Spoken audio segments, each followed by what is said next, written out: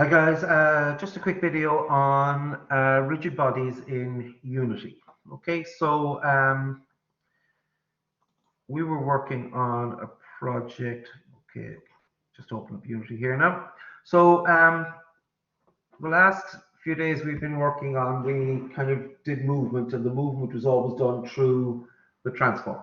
Okay, so that's fine and it works great, but maybe there's some other stuff that we might want to improve on.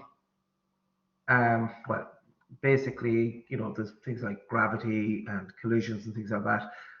That Unity has an inbuilt engine to do so. So I'm just going to open up this one here. Can't even remember what this one is. Doesn't matter. I'm just going to go to a scene to create it anyhow. So as I said before, the Unity has its own physics module, basically to resolve nearly everything you might want to do about, say, collisions and proper movement and acceleration, gravity, all these things. So how do we get access to these things? And basically, it's really all about just adding another component to an object. Remember, we learned about components the last day. Typically, an object, well, any game object has to have one component. It's called a transform, and that basically determines where things are and how to move them. And we learned how to move them with simple key presses and using some nice rotations based on the axes of the actual character itself. We got them moving in a nice way. Okay, so just a quick look here. We very little here. So we did very little here other than just move the cube. Okay, so to do our proper physics, so I'll just run this to show you what we have here. So when we run this, all it does is an up arrow key. That's all. So literally up arrow, sorry, up arrow, and I actually have it's moving into the scene. It's moving away. If you look down here, you can see transform to position vector 3 forward. So it's moving it forward in a what we call a frame rate independent motion. Okay, so that moves the position, and it's done by adjusting the transform. If you look in the down here where I've got my cursor, you can see the transform basically determines the movement. Okay, so what we're going to do is there's our block. Okay, and we leave the cube control script on it. In fact, we'll leave it as is. We might add a different one on it to it later. So I'm going to add a component here, and the component I'm going to add is a physics and a rigid body. Okay. Now there are loads of other types of physics things that you can do, but basically what this does, it simplifies the mathematics and the physics required to do by assuming that it doesn't have moving parts. So it's easier to calculate where it collides, what sort of interaction is going to happen when it bumps, etc. So if I was to by just putting the rigid body on here onto this block, okay, so I'll just get rid of, close down everything else. You can see the transform is still there, the rigid body, all of these were there before the cube control script we added the last day. So this is the rigid body. So if I press play here,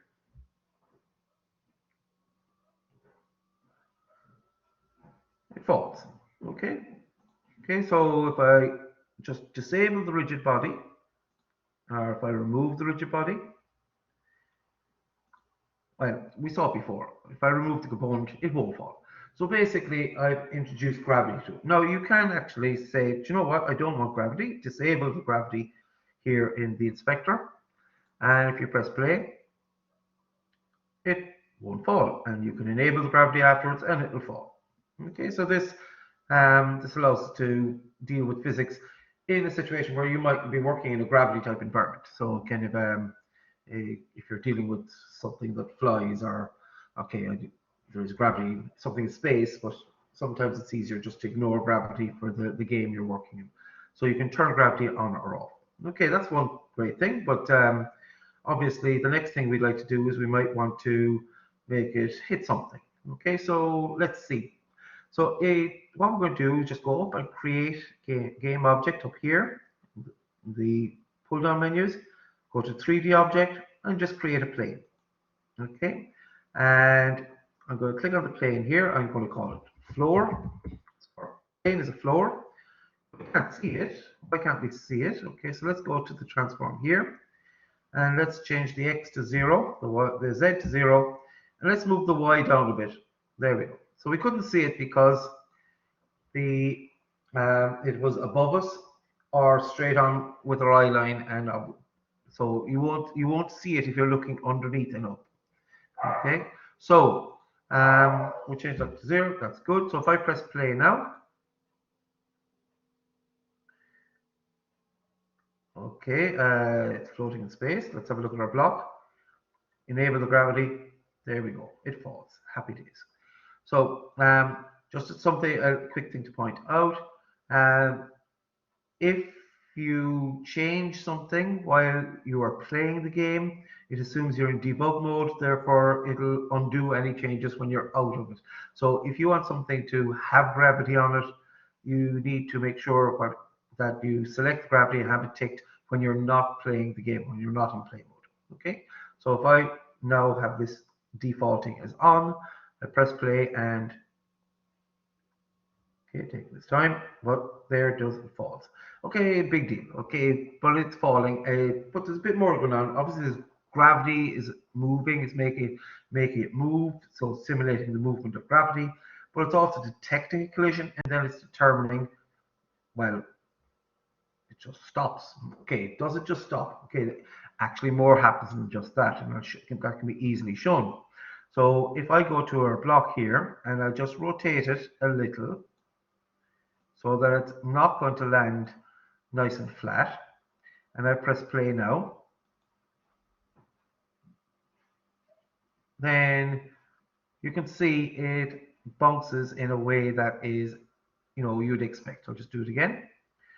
Okay, maybe move it up a little higher so that it has a more impressive hit. And we drop it.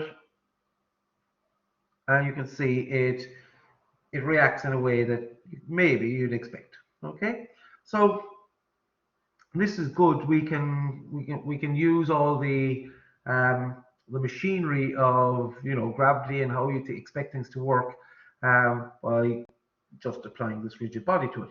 Now, if you remember, we still had the script that moved it forward. So I am moving it forward now. I think, am I? Okay, it is actually moving.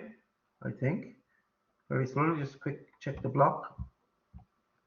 Sorry, now. The block.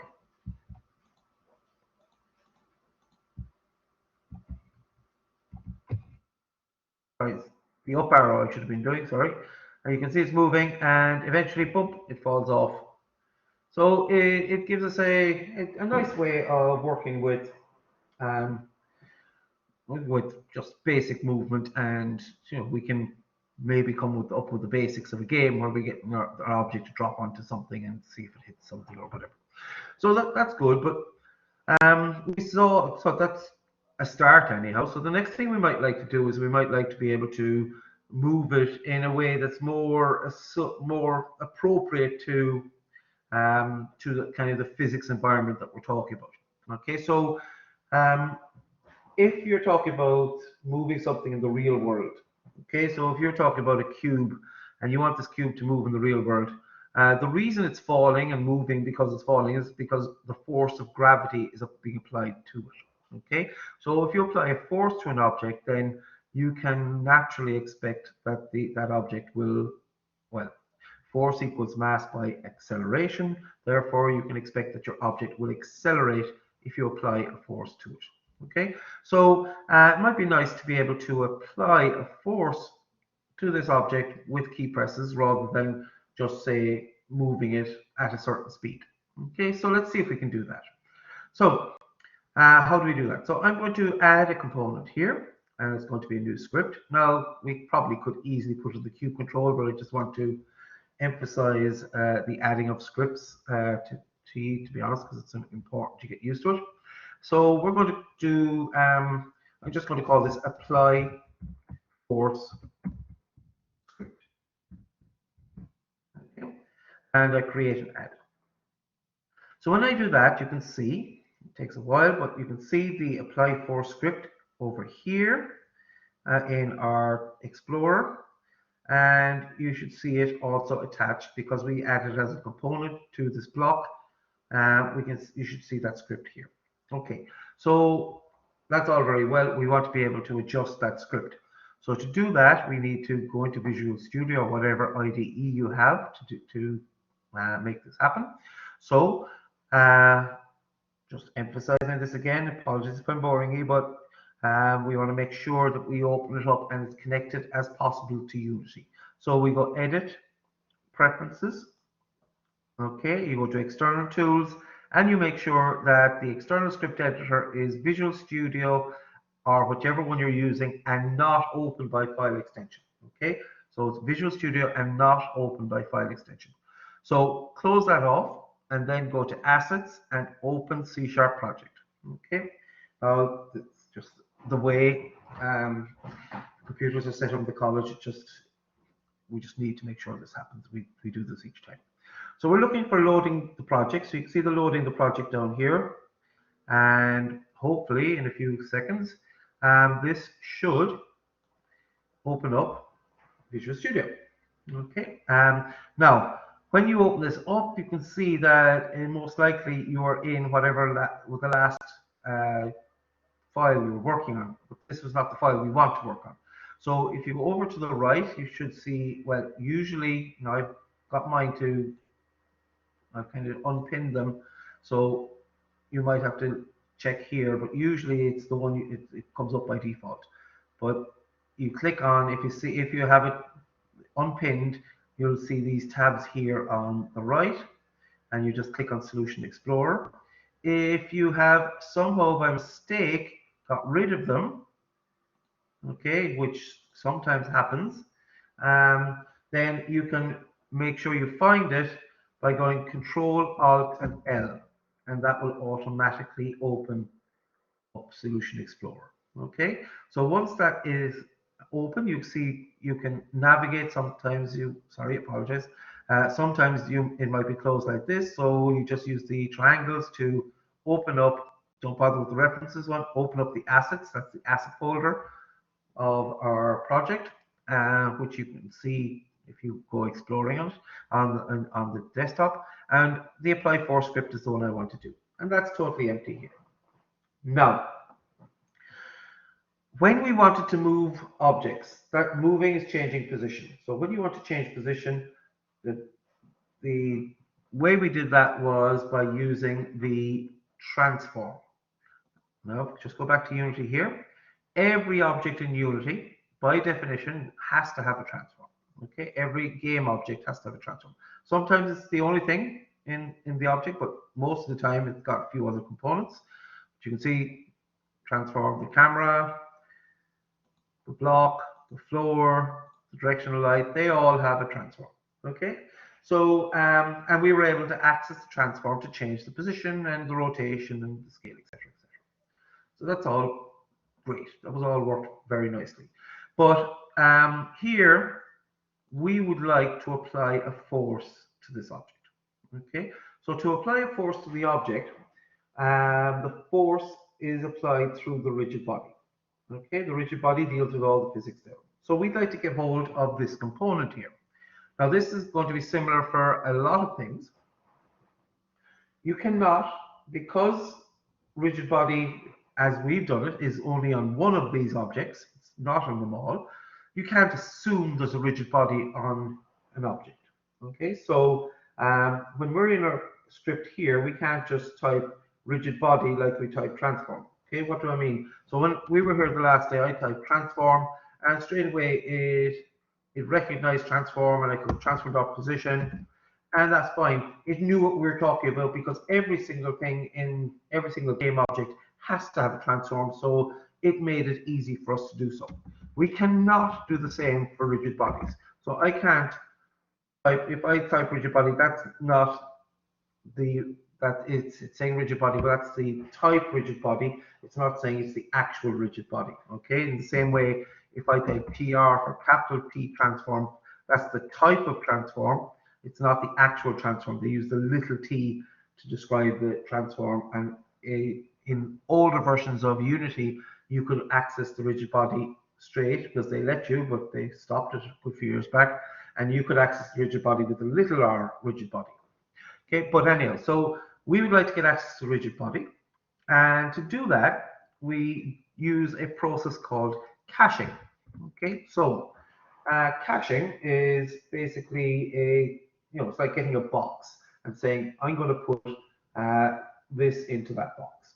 Okay, that's the basic idea behind it. Cache of gold is a box of gold, or cache of money is a box of money, or a container of money. So we have a container of something, but we have to specify that container. So unlike languages like Python, this is what we call a structured language. You have to define your variables before you use them. You have to say what type of variable it is and what the name of that variable is before you're allowed to do anything with them. So, for example, if I want to have access to the rigid body, I need a box or a variable that will hold the rigid body for me. So I need to say I need a type of box that will hold a rigid body. That's type. And then I'm going to give it a name, and I'm just going to give it a name, our rigid body.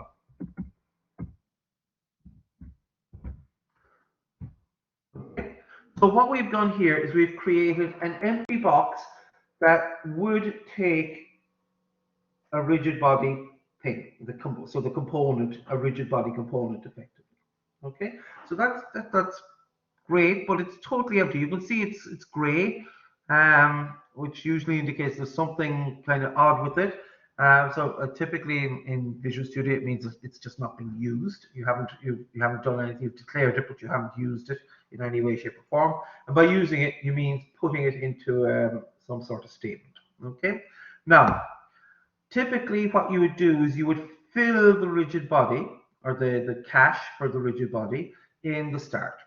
Okay, you would kind of define it at the start. Okay, so to do this, we just basically say our rigid body equals, and we have to find the rigid body that we're looking for. Okay, now what we have to do here is, this is the apply for script, and this is a script that is on the object, the block, which contains the rigid body. So what we're looking for is a component of the object that this apply force is attached to. Okay, in other words, it's kind of like a sister, a brother, a sibling, a component. It's attached to the same thing, and obviously they don't want to make life difficult on purpose for you, so they give you a command that does that for you. So there's a command called get component, which sounds very obvious, and you can give it a type, and the type is the type of thing that you're looking for that you want to put into the box. And our box has to be a rigid body, so we need to look for a rigid body. And because this is a method call, you just open and close. Say there's no parameters that we put in there, and we're done. Now let's just hover over that to see for certain what's going on. When I click on get component, okay, it doesn't give us much more than that. Apologies. I thought it would give a bit more details, but it just decided, okay, no.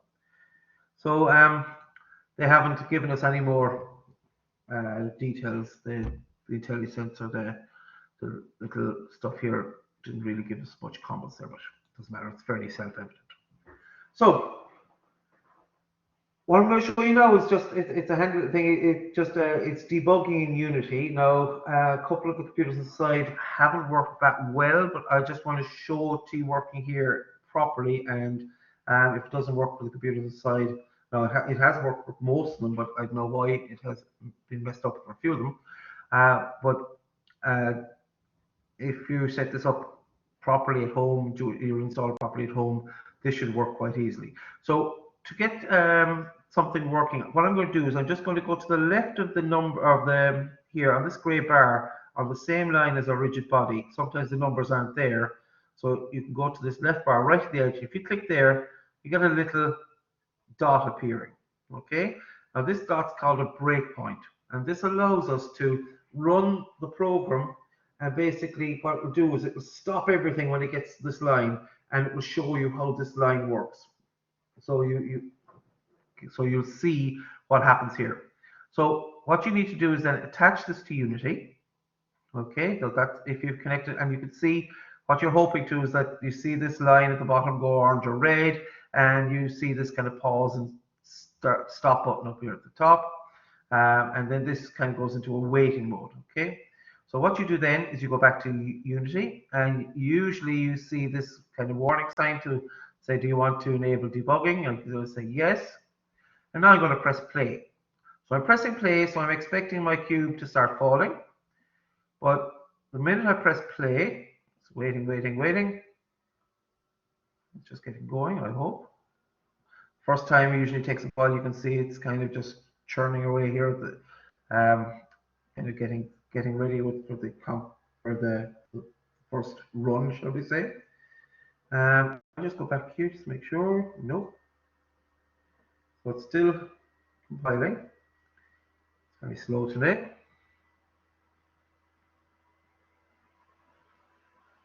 Very slow, God almighty.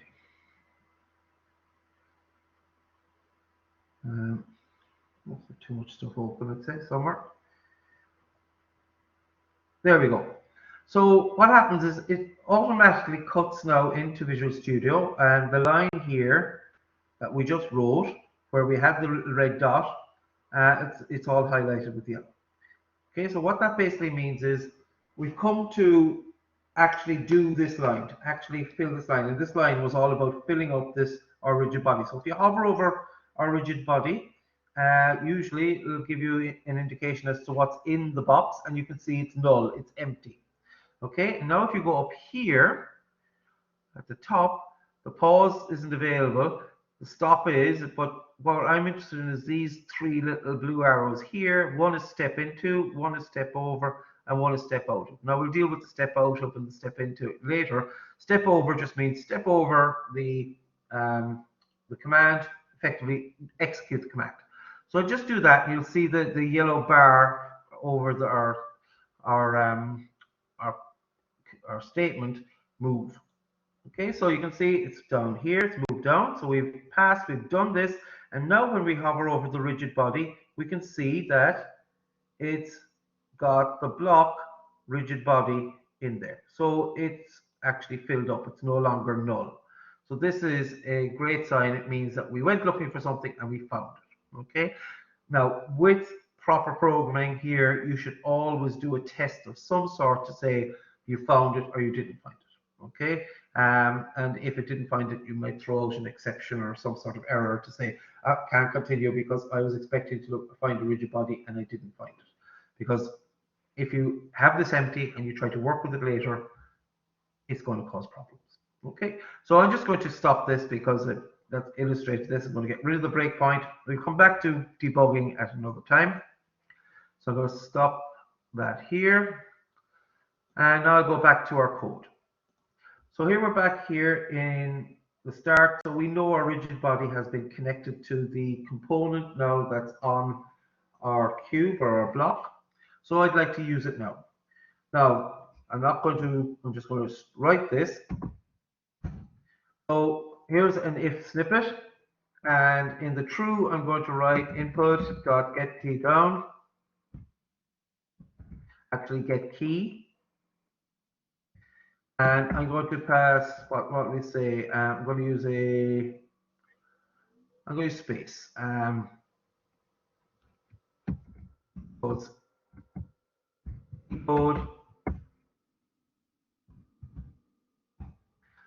space. So you can see that's something that will evaluate a true or false. Okay, so in here is what we want to happen if this is true. So what we want to happen, what we'd like to do is apply a force to our object. So we go our rigid body dot. let's see what's available. And you can see these are the things it expects, the stars of the things it thinks that you want to go for, but we don't really want to go for them. We want to go to add force. So I'm going to add a force, and the force I'm going to add is a force that's going to push it up. Okay, so I'm just going to go vector 3 dot up. Okay, so this will put a force pushing our object up. So if I was to build that, and if I was to go back to Unity, and I'll just get rid of the stats here, apologies. And so if I was to run this now, I'll just let it fall now. There we go. Press space. Nothing happening. Okay, so either my code didn't work, or you can see it is working, or there's something wrong with my logic. Now let's change that slightly. Let me see what's going on. I'm sure some of you know what the issue is. So let's change this to left. And same thing, I'm going to build this again.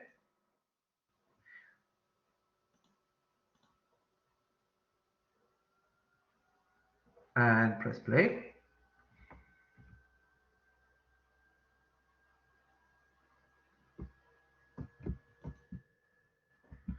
Okay, so that's not doing much either. Okay, so we have a couple of issues. Either it's not, the block is not, the command is not being done, or this is not having an effect. So well, there's two things we can do here.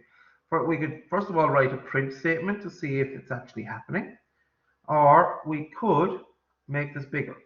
So let's just make this, say, 10 by vector 3 left. See if that makes any difference.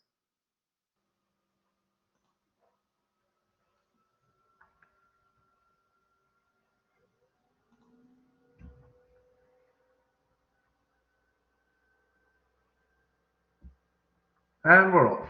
Okay. So when it didn't work first, it was trying to work against gravity. Now, I don't know if many of you did physics in your leaving cert or in secondary school, but we know that gravity accelerates people down or accelerates objects down at 9.8 meters per second per second. Okay, so it's basically 9.8 down for if your mass is 1, which you can see the mass is 1 over here. So if you want to make it go up, you have to apply a force that's bigger than that. So, we were trying to put, it's like having a balloon and, jumping out of a window with a balloon. If you're just talking about a normal balloon, it's going to slow you down, but it's not really going to slow you down that much. So you need a force big enough to counteract the force that's bringing it down. So that's why it didn't work with the gravity, with the up one. The reason it didn't move with the left one was because it's like anything. If you have a block or a big desk on the ground or whatever it is, and you push it, if you don't push it hard enough, it won't move. Okay, so it's actually implementing the physics that you would expect. Now, there are ways and means of getting around how slippery the surface might be or how bouncy the surface might be and things like that. But we'll talk about that maybe another day. So, how we do this, how we fix this. So let's go back to our cube control here. Let's go back to up. So if I was to run this now with up, we've 10. Now, the acceleration due to gravity is 9.8. So theoretically, we should be able to counteract it. Just. Now I'm going to, there we go. There we go.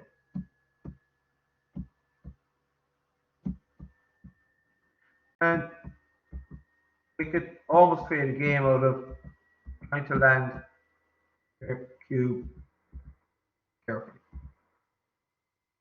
Okay, so that's pretty nice. That's how we can apply a force using key presses.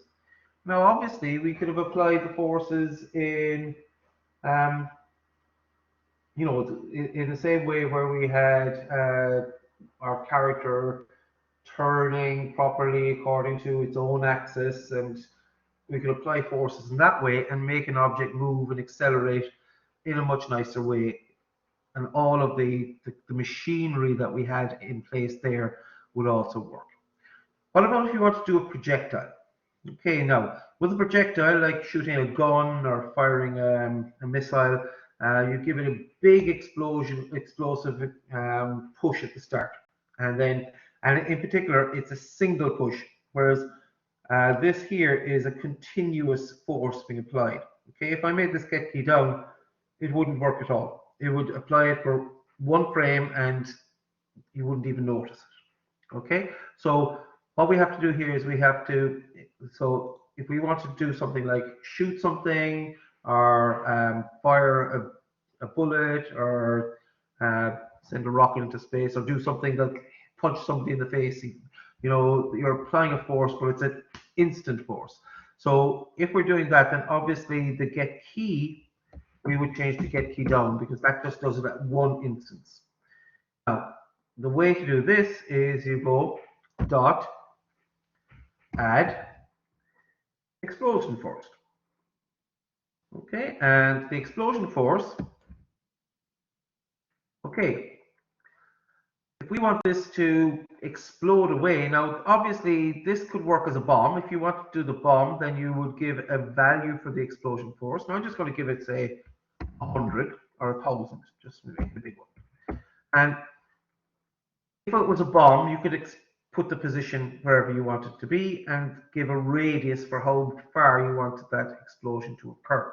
And then this object would only be affected if it was inside that radius. But I want to make sure it definitely is inside that radius. And I want to make sure if it was a bullet, that the bullet would always fly the way it should. So I want to make sure the position is always close to our object. Okay, so to get hold of that, what you do is you get the actual position of the object. You do that through the transform, so the transform position. And if I want this to, say, explosively send our object up, then I would place the explosion just below it. Okay? And what I'm going to do here is I'm going to place the position slightly below it and slightly nearer to us, so we will explode the object away and up at an angle. Does that make sense? So I'm going to go minus vector 3. Actually, I'll just do it this way. Minus new vector 3, and I'm going to put the values in here. So I want it to be, I don't want to change the x, so I'm going to leave the x alone. I want the y to be down a little, so I'm going to go minus, say, 1. And I want the z to be closer to us. So they say minus 1 as well. Okay. Now, all of this here, position minus new vector, but that is the position of that I want the explosion to be simulated at. Okay, so when you click there and you press comma, it tells you there's one more thing expected of this, and that's the explosion radius. Okay, so the explosion radius is going to be a radius for which anything inside of it would be affected. Okay, so I'm just going to say 3 because I want to make sure that obviously I'm down 1 and I'm nearer 1. Therefore, I want to make sure that the 3 will definitely incorporate our object. Okay, so let's see what happens when we do this. We go back here to this. So I'm just going to press play. There we go. And press space. That was hugely unimpressive. Okay, I'm pressing space and you can see it's barely, if you do it twice in quick succession, it does work. Okay, so you could probably possibly make a game out of that where you're only allowed to move in little bumps like that. But I'd like to make this look like it's actually doing something. Now, and the other thing too is that it's actually coming towards us. I wanted to shoot away from us like we're sending off a missile or something. So in that case, I just change the Z value to +1. I'm going to change this to 10,000. And let's see what happens then.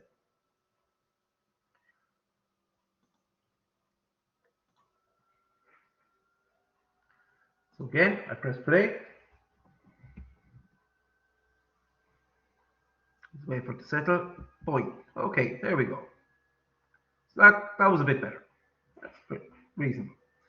So that's great. We can apply forces. We can make the values as big as we want to make it as impressive an explosion as we want to make it shoot off at whatever speed we want, which is nice. So I suppose the next thing that would be important is could we actually use this to hit something? Okay, and more to the point, if we hit something, do we know when it hits something? So obviously this is all defined. It's expected to be we'd be able to do something like this. So can we determine when a collision occurs? Well, as I said before, Unity is not going to make something deliberately difficult for you, so they'll try to make it as easy as possible. So there basically is a very simple thing you do. You go into your script, you type on collision, enter, and you just press tab when you recognize it. And this method is called when a collision occurs. Okay, so for example, if I type print ouch here, semicolon, and I just compile that, there we go, and I go back to Unity and I press play.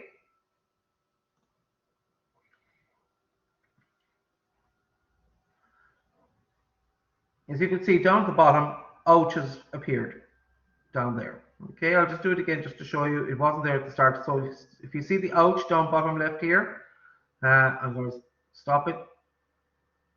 I'll just clear the console here now, 2 seconds. Clear. Okay, so there's no ouch there. So if I press play, that ouch will appear when our object hits the surface.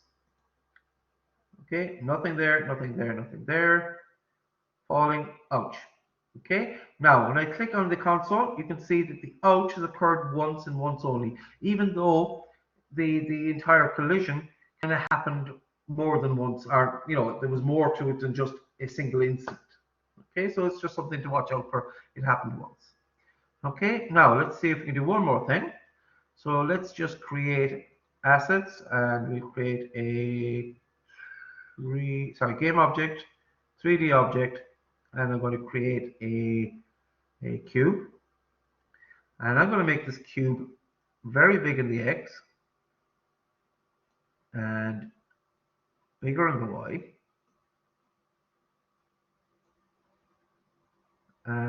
Not so interested in the Z. I'm going to make it smaller in the Z, bigger in the Y here. Can I move it away from us? Oh, no, sorry. Can I move it away from us a bit?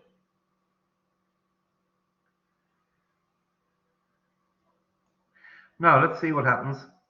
So I press play. It says ouch. You can see the console. I just clicked on, double click down here, and it opens up the console. And that ouch is for the apologies now for that you can't really see it this view, but that ouch is for the landing on the plane. Okay, we go back to the game. I press space. That exploded. It hits the surface, and you can see now it actually has more than one. So it has registered a collision here as well. Now, I'm not sure how it registered more than 4, but it has certainly registered a collision, which is good. Okay, there might be. Have we done any damage to this? Oh yes. Let's do one more thing.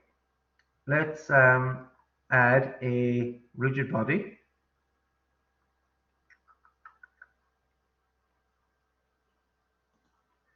To our object. Let's see if we can move it. Oh, we can move it too much. So gravity has affected that guy. So we can undo the gravity if we want. Maybe that's not what we want, but we'll see. So we have our ouch, and we've blown our thing away into space, which is, I think, kind of cool. Anyhow, so what have we learned today? We've learned how to apply a rigid body.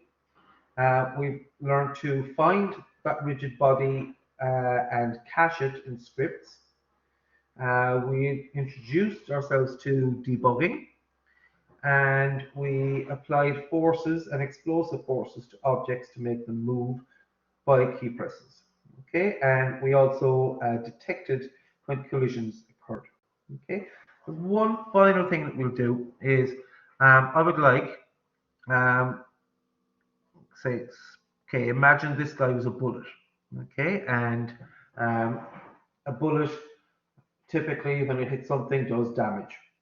Okay, so it might like to tell the other character, you know what, I've done damage to you, or you know what, I've done this, you have to do this because I've done this to you. So obviously, collisions occur in games, they interact, they do stuff. So it would be nice if this cube was able to detect what it hits and then send a message or do something to the thing that it hit. Okay, and obviously that is available to us, and it's available to us through this parameter that is passed to the onCollision enter. So this collision parameter here is filled when we get to here. So anytime you see the printed ouch, this collision parameter is there. So its scope is inside here. So we should be able to look at this collision. So if we look at this collision, so obviously it recognizes it, we press dot and it gives us lots of stuff that we can work with. You can see get contacts. So this is contact or contact. So this is where it actually hits the actual point of hitting. So you might want to put a bullet hole or a bit of damage onto the texture or something like that. So these things can easily be done.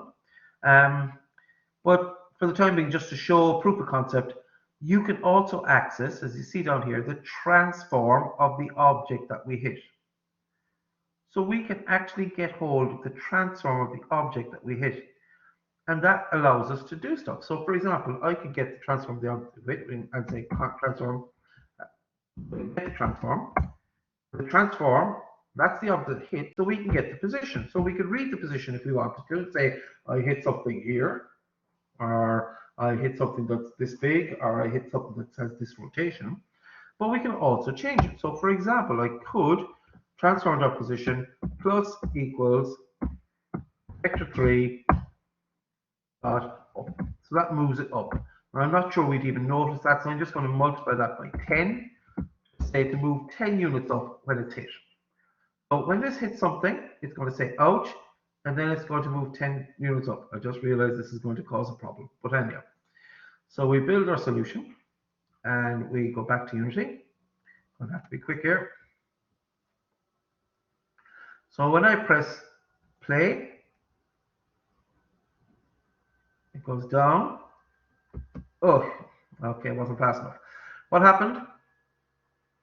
Well, our scene, we go back and we go up, we can see our plane has moved up, and I wasn't fast enough to hit this guy. So if I run again and hit it before, maybe before it hits the glands. There we go. Now it's gone up, and I don't know what's gone down. So it does work, and we have actually, I suppose the coolest way to do this would be if we instead went this, we just did vector down and have a look at its interaction with the plane. So if I, sorry, I need to save that or do it. Good. So if I go here now, what's going to happen? When we go to this, it's going to hit the plane. It'll say ouch, and then it'll move the plane down one, which means our cube is no longer on the plane, so it's going to fall, and then it might do it again. Will that happen? Oh, bump, bump, bump, bump, bump, bump. So again, that's something you could incorporate into some sort of game, a kind of a platform or thing that will, um, you know, fall as you go, so you have to get off it quickly or something like that. But anyway, that's a different story. We're just talking about the interactions here at the moment. Okay, so I believe that's everything for today. I hope you found that useful, and I look forward to our next video. Okay, thanks, guys. Take care.